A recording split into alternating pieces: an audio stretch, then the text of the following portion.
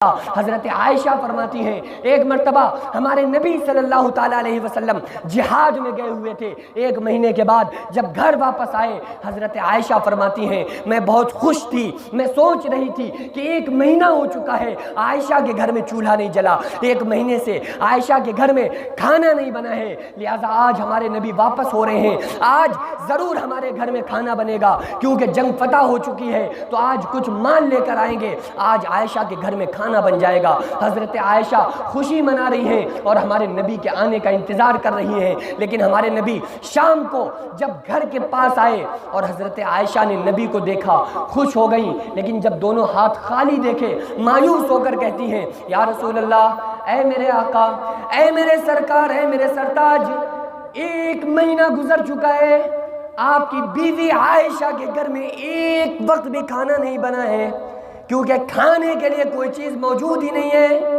یا رسول اللہ، میں یہ سوچ رہی تھی کہ 1 مہینے کے بعد آپ گھر پہ آئے ہیں تو کچھ نہ کچھ کھانے کا سامان لے کر آئے ہوں گے۔ یا رسول اللہ، آپ کے آنے کی بہت ہی خوشی ہے، لیکن میں یہ سوچ رہی ہوں کہ میرے گھر پہ کھانے کے لیے 1 مہینے سے کوئی چیز موجود نہیں ہے، میں آپ کو کھانا بنا کر کہاں سے کھلاؤں گی؟ یا رسول اللہ، میرے پاس کھانا موجود نہیں ہے۔ آپ نے فرمایا عائشہ، میں کیا بتاؤں، میں ساتھ میں اپنے لے کر سامان آ رہا تھا، میں ساری چیزیں گھر کے سامان کو لے کر کے آ رہا تھا، میں نے راستے میں 2 بچوں کو دیکھا، میں نے پوچھا ہے بچوں کیا بات ہے، بڑا پریشان نظر آ رہے ہو؟ وہ بچے کہتے ہیں یا رسول اللہ، آج 2 دن ہو گئے میرے گھر میں کھانا نہیں بنا ہے، وہ سارا کا سارا مال لے کر، وہ سارا کا سارا پیسہ میں نے ان بچوں کو دے دیا۔ عائشہ، اے میری پیاری اور لاڈلی بیوی عائشہ، میں اپنی بھوک کو تو برداشت کر سکتا ہوں، میں تمہاری بھوک کو بھی برداشت کر سکتا ہوں، میں اپنے بچوں کی، حسن حسین کی بھوک اور پیاس کو برداشت کر سکتا ہوں، لیکن میں اپنی امت کی بھوک کو برداشت نہیں کر سکتا، میں اپنی امت کے غریبوں کی بھوک کو برداشت نہیں کر سکتا، اس لیے میں نے سارا کا سارا پیسہ اور سارا کا سارا مال ان غریب بچوں کو دے دیا۔ حضرت عائشہ نے فرمایا یا رسول اللہ، کوئی بات نہیں، جیسی آپ کی مرضی۔ تاریخ میں آتا ہے شام کا وقت ہوا، رات ہوئی، ہمارے نبی نے فرمایا عائشہ، بھوک بڑی شدت کی ہے، اگر کچھ کھانے کو موجود ہو تو لے آؤ۔ کہا یا رسول اللہ، سوائے پانی کے دوسری چیز گھر میں موجود نہیں ہے۔ آپ نے دلاسا دیتے ہوئے، تسلی دیتے ہوئے فرمایا عائشہ کوئی بات نہیں، عائشہ صبر کرو، میں بھی صبر کرتا ہوں، اور اللہ کا شکر، اسی حالت میں اللہ کا شکر بجا لاؤ۔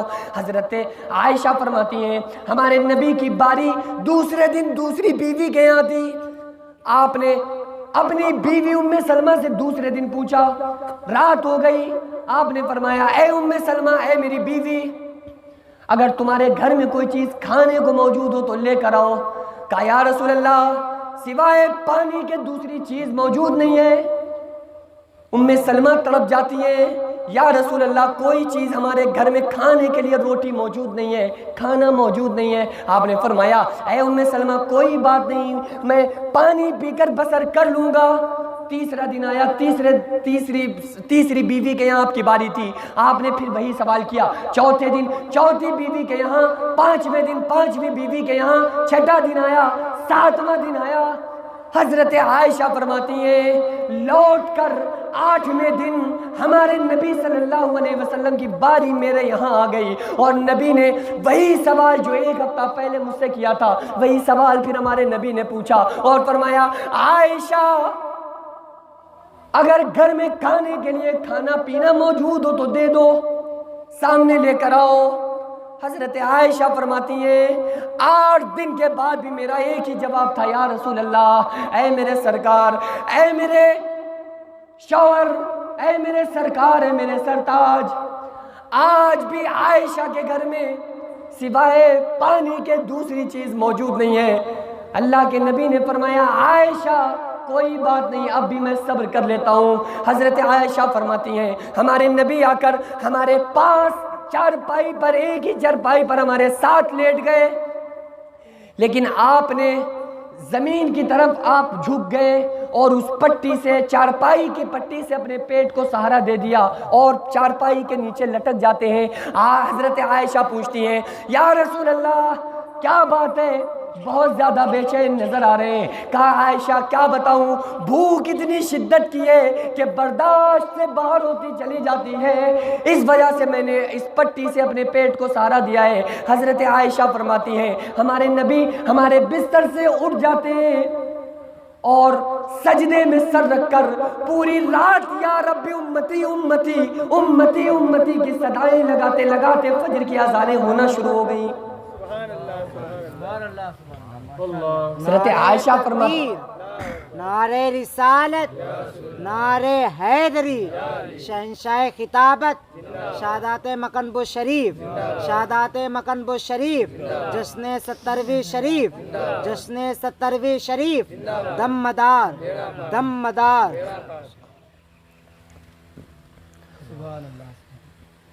ہمارے نبی صلی اللہ علیہ وسلم کو 8 دن گزر گئے، ہمارے نبی کے منہ میں ایک لقمہ بھی نہیں گیا۔ ہمارے نبی صلی اللہ علیہ وسلم ایک دن آیا، اپنی بیٹی سیدہ طیبہ طاہرہ فاطمہ الزہرا خاتون جنت سلام اللہ علیہا کے گھر تشریف لائے، دستک دی، اندر سے آواز آئی کون؟ کہے بیٹی اے میری فاطمہ، میں آپ کا بابا جان آیا ہوں، آپ کا والد محترم جناب محمد رسول اللہ صلی اللہ علیہ وسلم آیا ہوں۔ حضرت فاطمہ الزہرا فرماتی ہیں اے میرے بابا جان آپ کے ساتھ کون ہے؟ کہا ہمارے ساتھ ایک صحابی ساتھ میں ہے۔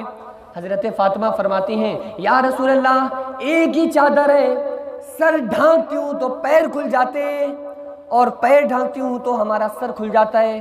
اللہ کے نبی نے اپنی چادر اور اپنے رومال کو حضرت فاطمہ الزہرا کو دیا، سیدہ نے اس پوری چادر کو لپیٹا۔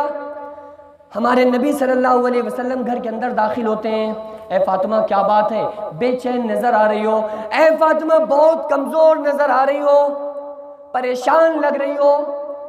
سیدہ فرماتی ہیں اے میرے بابا جان کیا بتاؤں، جب بیماری تھی تو دوا نہ تھی، آج بھوک ہے تو کھانا نہیں ہے۔ یا رسول اللہ اے میرے بابا جان 7 وقت گزر چکے ہیں، آپ کی بیٹی کے منہ میں ایک لقمہ بھی نہیں گیا ہے، بھوک ہے، بھوک کی شدت کی وجہ سے کمزوری ہے، جس کی وجہ سے میں اٹھ نہیں پا رہی ہوں، جس کی وجہ سے کمزوری آ گئی ہے۔ آپ نے فرمایا، آپ صلی اللہ علیہ وسلم نے تسلی دیتے ہوئے فرمایا اے میری بیٹی فاطمہ یہ مت سمجھیے کہ آپ ہی بھوکی ہیں، بلکہ آج آپ کے والد محمد الرسول اللہ کو 3 دن گزر چکے ہیں، ایک لقمہ بھی پیٹ کے اندر نہیں گیا ہے۔ ہمارے نبی کے آنکھ میں آنسو آ جاتے ہیں، آنکھوں میں آنسوؤں کا سمندر جاری ہو جاتا ہے۔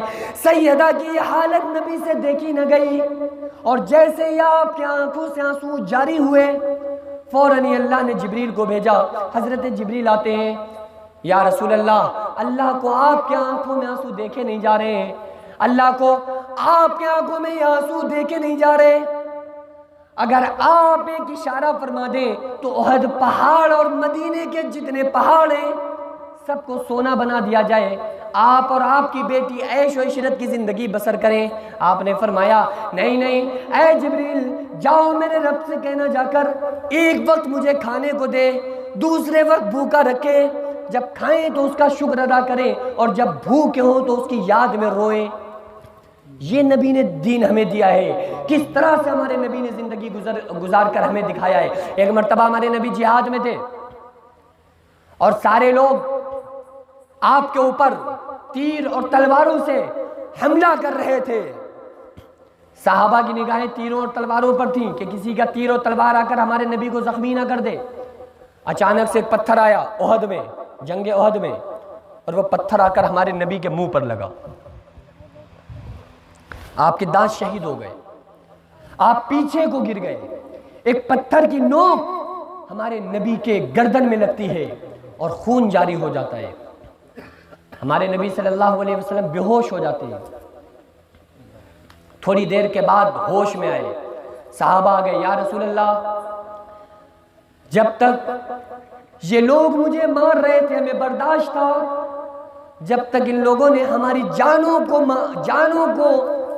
پر حملے کیے، جب تک ہمارے ہاتھوں کو کاٹا ہم نے برداشت کیا۔ اور کیسے برداشت کیا؟ ایک صحابی جنگ میں تھے، ہمارے نبی صلی اللہ تعالیٰ علیہ وسلم کی طرف سے جنگ کر رہے تھے، ایک شخص نے تلوار چلائی، وہ تلوار صحابی کے ہاتھ میں لگی، ہاتھ میں لگ گئی، ہاتھ کٹ گیا، سیدھا ہاتھ کٹ گیا، دوسرے ہاتھ میں تلوار پکڑ لی اور تلوار سے مقابلہ کرتے رہے۔ نبی کے پاس اور قریب آنے والے ہر تلوار اور ہر حملے کو روکتے رہے، لیکن وہ چونکہ ہاتھ کٹ چکا تھا، کھال لگی ہوئی تھی، تو وہ ہاتھ بار بار ڈسٹرب کر رہا تھا۔ جب وہ ہاتھ سے تلوار چلاتے تھے تو وہ ہاتھ بار بار لٹک کے سامنے آ رہا تھا۔ تاریخ میں آتا ہے، صحابہ فرماتے ہیں کہ ہماری آنکھوں نے دیکھا اس صحابی نے اپنے ہاتھ کو زمین پہ رکھا اور اپنے پیر کو اپنے ہاتھ پہ رکھا اور کسکیج سے اپنے بازو کو کھینچ دیا اور کہا کہ ہم اپنے اس ہاتھ کو ہی ہٹا دیں گے جو ہمارے نبی کی حفاظت کرتے وقت وہ ہاتھ اگر وہ ڈسٹرب کرے گا ہم اس ہاتھ کو توڑ دیں گے۔ اس طرح سے صحابہ نے عشق کیا، لیکن جب یہ حالت دیکھی کہ پتھر نے آ کے ہمارے نبی کو زخمی کر دیا، بول پڑے یا رسول اللہ ہماری جانیں لے لی جائیں ہم برداشت کر لیں گے، ہمارے ہاتھوں کو کاٹ دیا جائے برداشت ہے، ہماری بوٹیاں کر کے یہاں کے کتوں کو کھلا دیا جائے ہمیں برداشت ہو جائے گا، ہماری ماؤں اور بہنوں کو قتل کر دیا جائے، ہمارے گھر والوں کو مار دیا جائے، ہم برداشت کر سکتے ہیں، ہم اپنے ماں باپ کی جانوں کو نبی پر قربان کر سکتے ہیں یا رسول اللہ، لیکن اگر آپ کے پاؤں میں ایک کانٹا بھی چبھے گا تو مجھے برداشت نہیں ہوگا یا رسول اللہ۔ ان بدبختوں کے لیے جن لوگوں نے آپ کے اوپر پتھر سے وار کیا ہے اور پتھر سے وار کر کے آپ کو ہلاک کیا ہے اور آپ کے خون نکل آیا ہے یا رسول اللہ، ان ظالموں کے لیے اب آپ بد دعا کر دیجئے، اب آپ ان ظالموں کی ہلاکت کی اللہ سے بد دعا کر دیجئے۔ اللہ کے نبی نے ہاتھ اٹھائے، صحابہ سمجھے شاید نبی ان جب بد دعا کریں گے تو یہ سارے کے سارے لوگ تباہ و برباد ہو جائیں گے۔ ہمارے نبی نے ہاتھوں کو اٹھایا اور فرمایا اے اللہ، اے پروردگار عالم، اغفر لقومی فإنہم لا یعلمون، اے اللہ میری قوم کو معاف فرما دے، اے اللہ ان پتھر مارنے والوں کو معاف فرما دے، اے اللہ ان ظلم کرنے والوں کو معاف فرما دے، اے اللہ یہ مجھے جانتے نہیں ہیں، یہ ہمارا خون بہانے والوں کو بھی معاف فرما دے۔ کیسا اللہ کے نبی صلی اللہ تعالیٰ علیہ وسلم نے ایسی قربانی پیش کی ہے اور اپنی امت سے ایسی محبت کی ہے کہ جب طائف کے میدان میں ہمارے نبی صلی اللہ علیہ وسلم پہنچے اور جانے کے بعد لوگوں کو دین بتایا کہ میں اللہ کا نبی ہوں مان لو، لوگوں نے نہیں مانا، بجائے اس کے کہ لوگ مانتے ہمارے نبی کو اتنا مارا، زخمی کر دیا۔ صحابی فرماتے ہیں جو ساتھ میں صحابی تھے فرماتے ہیں کہ ہمارے نبی کے نالین مبارک خون سے بھر چکے تھے۔ ظالموں نے تقریباً 9 کلومیٹر ہمارے نبی کو دوڑایا اور ہمارے نبی کے جوتیاں، آپ کی نالین شریف خون سے بھر چکی تھیں۔ ہمارے نبی دوڑتے جا رہے ہیں، پیچھے شریر بچے مذاق بناتے جا رہے ہیں، پتھر مارتے جا رہے ہیں، اور اس کے بعد جب یہ حالت دیکھی جبریل آ گئے۔ جبریل نے آ کر کیا کہا یا رسول اللہ ایک اشارہ فرما دیجئے، یہ پہاڑوں کو ملا کر ان کو پیس دیں گے، ان ظالموں کو تباہ کر دیا جائے گا۔ آپ نے فرمایا نہیں نہیں اے جبریل، میں لوگوں کے لیے زحمت بن کر نہیں آیا ہوں۔ یہ آسمان کے فرشتے آ کر کہتے ہیں یا رسول اللہ، اے میرے آقا، مجھ سے یہ حالت دیکھی نہیں جا رہی ہے، مجھ سے آپ کا خون دیکھا نہیں جا رہا ہے، آپ ایک اشارہ کر دیجئے، ہم آسمان سے ان کے اوپر عذاب کو نازل کر کے لائیں گے، اللہ کے حکم سے ان کے اوپر عذاب کو نازل کر دیں گے۔ فرشتوں نے کہا، جو اللہ نے ان کو پاور دیا ہے، کہا نہیں نہیں اے فرشتوں، نہیں، میں اپنی امت کے لیے، میں کسی بھی طرح سے امت کے لیے بد دعا نہیں کر سکتا۔ غرض کے یہ سمندر کہنے لگے اے اللہ مجھے اجازت دے دے، تیرے نبی کو پتھروں سے مارنے والوں کو ہلاک کر دے، ان کے اوپر چڑھ جائیں۔ لیکن ہمارے نبی نے منع فرمایا اور فرمایا اے لوگوں، میں اپنی قوم کے لیے، میں اپنی امت کے لیے زحمت بن کر نہیں بلکہ وَمَا أَرْسَلْنَاكَ إِلَّا رَحْمَةً لِلْعَالَمِينَ، میں تو اپنی ساری امت کے لیے، میں ساری کائنات کے لیے میں رحمت للعالمین بن کر کے آیا ہوں، میں ساری کائنات کے لیے رحمت بن کر کے آیا ہوں، میں نہیں ان کے لیے بد دعا کرتا۔ لیکن ہمارے نبی نے کیا فرق کیا؟ بس 10 منٹ 5 منٹ انشاءاللہ لوں گا، بور تو نہیں ہو رہے؟ ہمارے نبی صلی اللہ علیہ وسلم ایک نجار درخت میں آتے ہیں اور ہاتھوں کو بلند کیا. شکوہ دیکھیے ہمارے نبی کا، آئے ہائے شکوہ دیکھیے. ہمارے نبی نے ہاتھوں کو بلند کیا، کسی سے کچھ نہیں کہا، پتھر مارنے والوں کو بد دعا نہیں دی. فرشتے آ کے کہہ رہے ہیں آپ کہہ دیں تو انہیں ہم تباہ کر دیں، اللہ کے نبی نے منع کر دیا. لیکن ایک نجار کے درخت میں آئے اور آ کر اپنے ہاتھوں کو بلند کیا اور کہا اے اللہ، اے پروردگار عالم، آج تو نے اپنے محبوب کو، جس کے صدقے میں تو نے کائنات کو سجایا تھا، جس کے صدقے میں تو نے کائنات کو بنایا تھا، آج تو نے اپنے اس نبی کو کن ظالموں کے حوالے کر دیا. آج تو نے مجھے کن لوگوں کے حوالے کر دیا جو لوگ بجائے میری بات ماننے کے آج مجھے پتھر سے مار رہے ہیں. یہ لوگ بجائے اس کے کہ مجھ پہ ایمان لاتے لیکن آج میرا مذاق بنا رہے ہیں. اے اللہ، تو نے مجھے کن کے حوالے کر دیا. یہ شکوہ جب ہمارے نبی نے اللہ سے کیا ہے، آسمان میں کوہرام مچ جاتا ہے، فرشتے زار و خطار رونے لگتے. جب ہمارے نبی، جو میں عرض کر رہا تھا اس بات کو کمپلیٹ کر کے اپنی جگہ لیتا ہوں، ہمارے نبی مکہ سے مدینے کا سفر فرما رہے تھے، ہجرت کی، مولا علی کو لٹا دیا. آپ جا رہے ہیں، آپ کے ساتھ آپ کی پیاری بیٹی سیدہ زینب تھی، آپ کے ساتھ سیدہ. کتنی افسوس کی بات ہے، شاید مستولی میں جتنے پروگرام ہوتے ہیں آس پاس چھیتر میں، میرا خیال ہے یو پی میں نہیں ہوتے ہوں گے. اس گاؤں میں جتنے پروگرام ہوتے ہیں شاید یو پی میں نہیں ہوتے. میں آپ سے ایک سوال کرتا ہوں، معلوم ہو ضرور بتائیے گا. بتائیے ہمارے نبی کی کتنی بیٹیاں تھیں؟ بتائیے. بڑے درد کے ساتھ کہہ رہا ہوں، کتنے افسوس کی بات ہے. ماشاءاللہ ماشاءاللہ سبحان اللہ. بتایا چچا نے 4 بیٹیاں، لیکن کتنے افسوس کی بات ہے کہ کتنے مختصر لوگوں کو، آپ میں سے جن لوگوں کو معلوم ہوگا لیکن نہیں بتایا، خیر کتنے افسوس کی بات ہے. نہیں، اگر ابھی ہم آپ سے پوچھیں گے کہ بتائیے کنگ خان کس کو کہا جاتا ہے فلمی دنیا میں، سب کو پتا ہوگا. ابھی ہم کسی ناٹک کے بارے میں پوچھیں سب کو پتا ہوگا. ابھی ہم کسی سیریل کے بارے میں پوچھیں گے سب کو پتا ہوگا. ساس بہو کے جھگڑے کے سیریل کے بارے میں پوچھیں گے سب کو پتا ہوگا. کتنے افسوس کی بات ہے، نہیں پتا ہمارے نبی کی بیٹیاں کتنی تھیں. مسلمانوں، ہم اپنے آپ کو بھول جاتے، اتنی غم کی بات نہیں تھی. خود دیوانے ہو جاتے، اینٹیں چلانے لگتے، پاگل ہو جاتے، لوگ ہمیں پاگل کہنے لگتے. افسوس کی بات نہیں تھی. لیکن افسوس کی بات یہ ہے کہ ہمیں ہمارے نبی کی بیٹیوں کے بارے میں نہیں پتا. وجہ کیا ہے؟ پروگرام ہوتے ہیں، بتایا نہیں جاتا ہے، بتایا ہی نہیں جاتا ہے، مدرسوں میں بتایا ہی نہیں جاتا ہے. یہ آپ ذمہ دار نہیں ہیں اس کے، جو بتایا جاتا ہے وہ معلوم ہے. نبی کے کتنے بیٹے تھے، نبی کی کتنی بیٹیاں تھیں، نبی کی کون اولاد تھی، نبی کی کیا آل تھی، امام حسین کے کتنے بیٹے تھے. کم سے کم ہمیں اہل بیت کے بارے میں، نبی کی زندگی کے بارے میں معلوم ہونا چاہیے. سیدہ زینب آپ کی لاڈلی بیٹی ہمارے نبی کے ساتھ مکہ سے مدینہ جا رہی ہیں، اور جب مکہ سے مدینہ جا رہی ہیں ادھر اعلان کر دیا گیا کہ جو شخص محمد ابن عبداللہ کو، محمد رسول اللہ کو لے کر کے آئے گا اسے 100 سرخ اونٹوں کا انعام دیا جائے گا. جو ہمارے نبی کو لے کر آئے گا پکڑ کے، کیونکہ نبی جا رہے ہیں نا مدینے سے، تو جو ہمارے نبی کو پکڑ کے لے کے آئے گا، کافروں نے کہا، دشمنوں نے کہا، تو اسے 100 سرخ اونٹوں کا انعام دیا جائے گا. سارے لوگ ہمارے نبی کو ڈھونڈنے کے لیے نکلے. ہمارے نبی جا رہے ہیں، چلتے چلتے ایک مقام پر پہنچے، سامنے سے ایک تیر آیا. حضور کی بیٹی سیدہ زینب اونٹنی پر سوار تھی. ایک تیر آیا، وہ تیر آ کر سیدہ زینب، ہمارے نبی کی پیاری بیٹی سیدہ زینب کے پیٹ کے اندر اتر گیا. آپ بطن مبارک سے تھی، پیٹ میں ولادت بچے کی ہونے والی تھی، پیٹ میں بچہ بھی ضائع ہو گیا.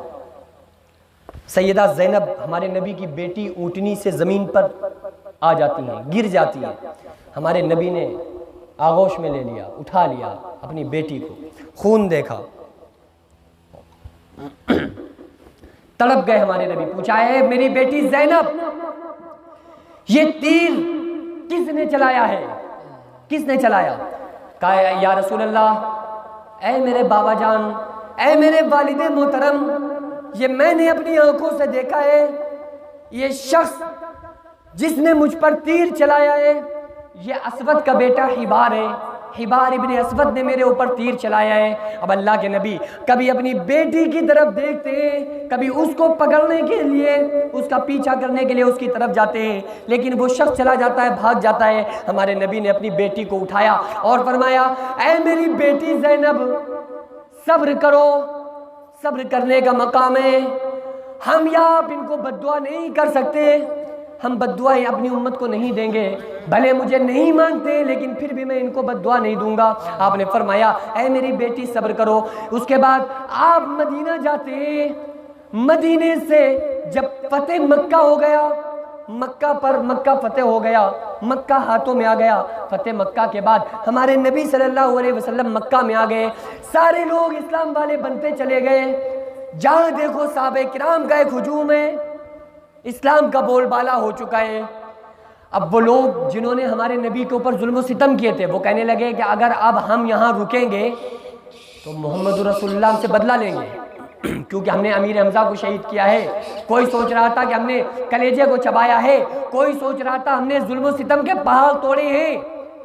آج ان کے ہاتھ میں پاور ہے، حکومت ہے، تو آج ہم سے یہ بدلہ لیں گے، یہ سوچ کر انہوں نے بھاگنا شروع کر دیا۔ لیکن ہمارے نبی نے کیا فرمایا، اے لوگوں، میری طرف سے کسی کے اوپر ظلم نہیں کیا جائے گا، کسی کو مکہ چھوڑنے کی ضرورت نہیں ہے۔ اگر کوئی انسان اپنی مرضی سے جانا چاہتا ہے تو چلا جائے، اگر انسان اپنی مرضی سے رہنا چاہتا ہے تو رہے، میری طرف سے کوئی ظلم و زیادتی نہیں کی جائے گی۔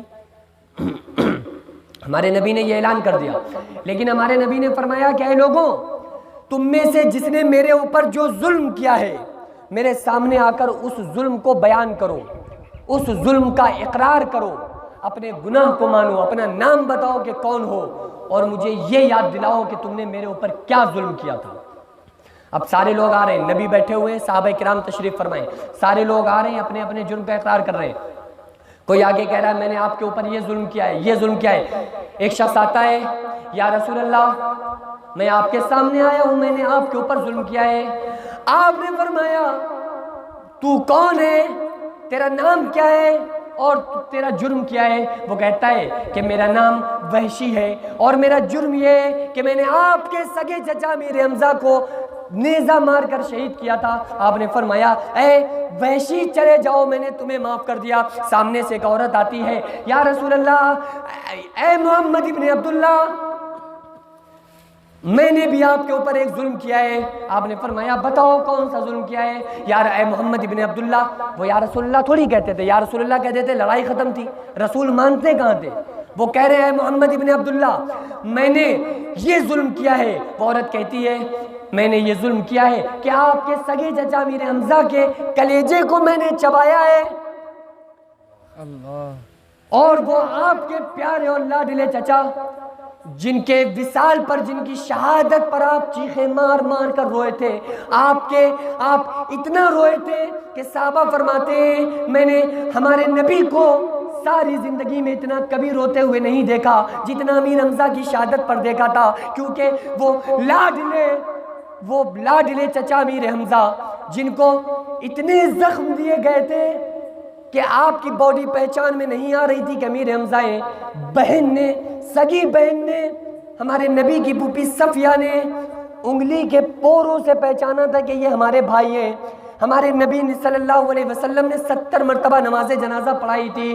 وہ ہندہ کہتی ہے، میں نے آپ کے لاڈلے اور پیارے چچا امیر حمزہ کو شہید کیا تھا۔ آپ نے فرمایا، اے وحشی تو بھی چلا جا، میں نے تجھے معاف کر دیا، اے ہندہ تو بھی چلی جا، میں نے تجھے بھی معاف کر دیا۔ ایک اچانک سے ایک شخص آتا ہے، آ کر رونے لگتا ہے، سر جھکا کے کھڑا ہو جاتا ہے۔ آپ نے فرمایا، اے شخص بتا تو کون ہے اور تیرا جرم کیا ہے؟ وہ کہتا ہے، میں کیسے بتاؤں میرا جرم کیا ہے، میں کیسے بتاؤں میرا نام کیا ہے؟ کہا نہیں تمہیں بتانا پڑے گا۔ اس نے کہا، میں حبار ابن اسود ہوں، میں اسود کا بیٹا حبار ہوں۔ آپ نے فرمایا، اے حبار ابن اسود، بتا تیرا جرم کیا ہے؟ وہ کہتا ہے، میرا جرم یہ کہ جب آپ مکہ سے مدینہ کی ہجرت فرما رہے تھے، جب آپ مکہ سے مدینہ جا رہے تھے تو میں نے آپ کے اوپر تیر چلایا تھا، وہ تیر آپ کے نہ لگ کر آپ کی پیاری بیٹی سیدہ زینب کے پیٹ میں لگا تھا، اور وہ سیدہ زینب وہ آپ اتنا زیادہ اس سے پریشان ہوئی کہ مرض الوفات تک اسی مرض کی وجہ سے پہنچ گئیں۔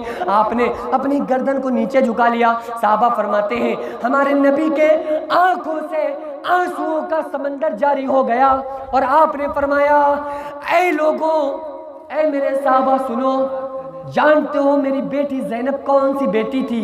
جانتے ہو وہ پیاری لاڈلی بیٹی کیسی بیٹی تھی؟ اے لوگوں سنو، جب مکہ کے لوگوں نے مجھے مارا تو اس نے مجھے تسلیاں دی، جب مکہ کے لوگوں نے مجھ پر ظلم و ستم کے پہاڑ توڑے تو میری بیٹی زینب نے مجھے بڑی سکون اور تسلی کی بات کی۔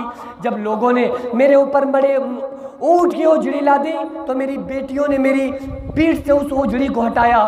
جب مکہ کے لوگوں نے مجھے مارا تو میری بیٹی نے اپنے ہاتھوں سے مجھے کھانا کھلایا ہے۔ لیکن آج میرے سامنے میری پیاری بیٹی زینب کا قاتل کھڑا ہے، لیکن میں کیا کروں؟ وَمَا أَرْسَلْنَاكَ إِلَّا رَحْمَةً لِلْعَالَمِينَ، میں تو ساری کائنات کے لیے رحمت بن کر کے آیا ہوں۔ اے حبار ابن اسود چلا جا، میں نے اپنی رحیمی اور کریمی کے صدقے میں نے تجھے بھی معاف کر دیا۔ یہ ہمارے نبی کا پیغام تھا۔ کیسوں کو ہم نے ہمارے نبی صلی اللہ علیہ وسلم نے معاف کیا۔ ہم اپنی گریبان میں سر ڈال کر دیکھیں، اسی نبی کا کلمہ پڑھتے ہیں، اسی نبی کے دیے ہوئے ٹکڑوں پر زندہ ہیں، اسی نبی کا کلمہ پڑھ کر، اسی نبی کی جنت میں جانے کے خواب دیکھ کر آج بھائی سے لڑ رہا ہے، بھائی کو بھائی سے دشمنی ہے۔ اور افسوس کی بات تو یہ ہے کہ آل رسول میں بھی امتیاز شروع ہو گیا ہے، ان میں بھی فرق شروع ہو گیا ہے۔ کان کھول کر سن لو، آپ کوئی نہیں ہوتے ہیں آل رسول میں کسی طرح کا امتیاز کرنے والے۔ کس نے آپ کو یہ پاور دیا ہے کہ آپ نبی کے گھر والوں میں بھی فرق کرنا شروع کر دیں، نبی کے گھر والوں میں بھی چھوٹا بڑا کرنا شروع کر دیں؟ خدا کی قسم صحابہ نے نبی کے گھر کے کتوں کی بھی عزت کی ہے، اور یہی نبی کی سنت ہے، اور نبی صلی اللہ تعالیٰ علیہ وسلم نے بھی یہی بتایا ہے۔ امام حسین سے محبت کر کے، امام حسن سے محبت کر کے، اور اہل بیت سے محبت کر کے انہیں اپنے کاندھوں پہ اٹھا کے نبی نے یہی درس دیا ہے کہ جو میری اہل بیت کا ہے، جو میرے اہل بیت سے محبت رکھنے والے لوگ ہیں، محبت کوئی نہیں رکھ سکتا مگر حلالی، اتنا ہی کہوں گا۔ میری اہل بیت سے محبت کرتا ہے کون؟ حلالی، سب سے کرنا چاہیے، اور خصوصی طور پہ ہمیں یہ پیغام لے کر جانا چاہیے کہ ہم اس ایسے نبی کے ماننے والے ہیں جو ہمارے خاطر روتے روتے، تڑپتے تڑپتے، بلکتے بلکتے چلے گئے۔ کم سے کم اتنا تو ہم کر لیں کہ جب قیامت کے دن ہمارا سامنا نبی سے ہو تو کہیں ہمارے نبی ہماری طرف سے منہ نہ پھیر لیں، کہیں یہ نہ کہہ دیں کہ یہ تو وہ ہیں کہ ہم نے نماز جیسی عبادت دی، انہوں نے نماز کو چھوڑا، ہم نے قرآن دیا، انہوں نے قرآن کی طرف نہ آئے۔ مؤذن چیخ چیخ کر آواز دیتا رہا، حی علی الصلاۃ، آؤ نماز کی طرف، حی علی الفلاح، آؤ کامیابی کی طرف، لیکن ان کے کانوں کے نیچے جواں بھی نہیں رینگا۔ کہیں قیامت کے دن اگر ہمارے نبی نے ہماری طرف دیکھ کر منہ پھیر لیا، خدا کی قسم میں نے اس سے پہلے بھی کہا تھا، پھر کہہ رہا ہوں کہ آج جو آپ مارے جا رہے ہیں، آج جو ہمیں مارا جا رہا ہے، وہ صرف اس وجہ سے کہ ہم مسلمان ہیں، مسلمان ہونے کی وجہ سے ہمیں دنیا میں مارا جا رہا ہے، اور اگر ہمارے یہی رویے رہے، خدا کی قسم آخرت میں اس لیے مارا جائے گا کہ ہم مسلمان ہی نہ تھے، تو یہاں بھی پٹنا مقدر ہے، آخرت میں بھی پٹیں گے۔ اس کی ایک ہی حل ہے کہ وَمَن يُطِعِ اللَّهَ وَرَسُولَهُ فَقَدْ فَازَ فَوْزًا عَظِيمًا، جس نے اللہ اور اس کے رسول صلی اللہ علیہ وسلم کی فرما برداری کی وہ کامیاب ہوا۔